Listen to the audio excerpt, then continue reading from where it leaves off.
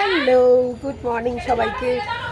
আমি দুদিন ধরে কোনো রকম ভিডিও দিতে পারিনি, কেননা ফোনটা খারাপ হয়ে গেছিলো। আজকে আবার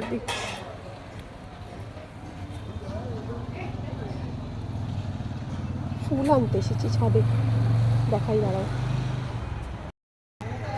এই দেখো মায়ের কাছে কত সুন্দর ফুল ফুটেছে সবাই। ইয়া আর ফোটেনি একটা গাছেও। এই দেখো আমার হাতে লাগানো গাছটা, এটা হলুদ গাছ। কত গাছ,